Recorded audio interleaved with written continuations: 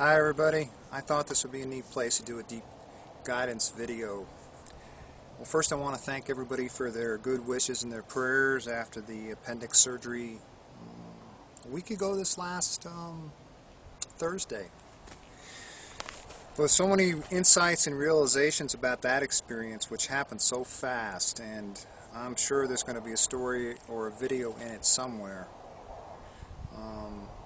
I woke up feeling really sick on Thursday morning, and before I knew it, I'm in the hospital and they're taking my appendix out, which I really, as I mentioned in my message to everybody, I really felt was the absolute right thing. At any point I could have said, no, hold on a second, let me go and see if I can address this holistically.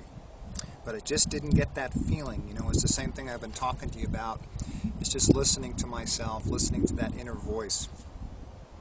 So this video is going to be about staying away from thoughts that you know are going to get you into trouble. And this got ignited by kind of an interesting insight that I had. When I go down to Phoenix during the summer, I always get a little nervous because of the elevated temperature. I mean, you can get up to 116, 118 degrees there. Now, my car has, I think, 165,000 miles on it. And even though it's in great running condition, because of the age, when I see that thermostat going up, I get nervous.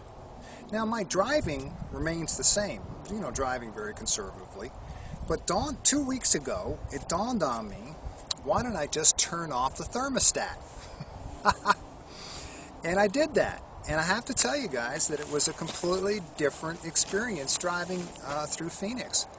That kind of glancing up at it and that worry that came just got eliminated.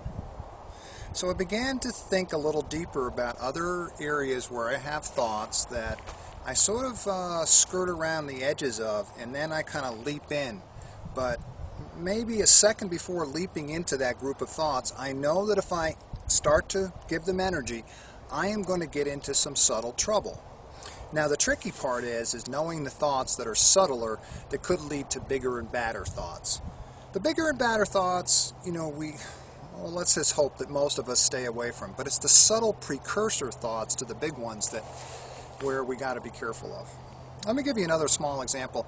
The other night, I noticed on TV, I was flipping through the stations, and I noticed that movie Paranormal Activity that I sent out that big warning to all my subscribers was on.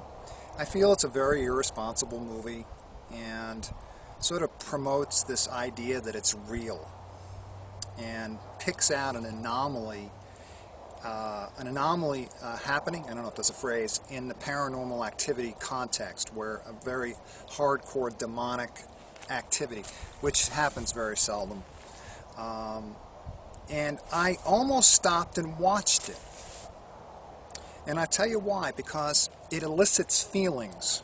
That's an interesting, I think, idea that I'm going to talk a lot about. Sometimes we entertain thoughts because we know we're going to feel something, right? But I just kept flipping through because I knew that if I spent any time watching that movie, I was going to get upset. It was going to activate all sorts of ideas in my head that I didn't really want to be playing around with. So what I want you to do, brothers and sisters, in the next week or so is just get a little bit more, let's say, raise your awareness up, without managing, of course, of thoughts that you have that you know are going to be a minefield and they're going to pull you into a low mood. And we all have them, and sometimes we have thematic ones. I mean, there are certain areas of my past that I know that if I spend some time even glancing at them, it's almost like they're going to pull me into their void, and then suddenly I'm going to get into a bad mood. And the best thing, it's just like flipping off that button in the car. I don't have to turn the button on. I don't have to look at those thoughts. If I don't look at those thoughts, I'm not going to have those feelings. That's really the key to this message. If I don't give energy to those thoughts, I am not going to be left with the feelings that would be generated from them. Or the other way I've been talking about it recently, guys, is that feelings are the physical manifestation of thought. I just let them go by. See, you get good at letting negative thinking go by.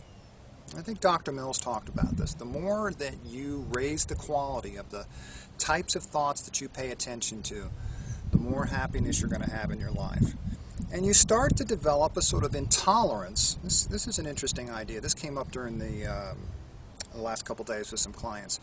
You start to develop an intolerance for being in a low mood or for entertaining negative thoughts. Whereas before, we almost sometimes in our lives, we magnetize thoughts that keep us in drama, right? Or keep us in a negative place.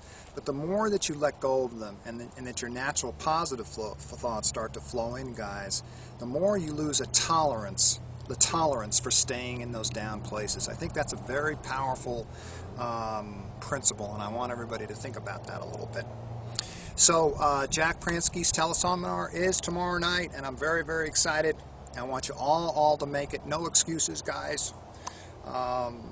Unless you're in another time zone like Lucy is in Ireland. Jack is, as I've said to you many times, is one of the brightest people I know when it comes to these principles, comes to the inside-outside principle that we've been talking about in videos.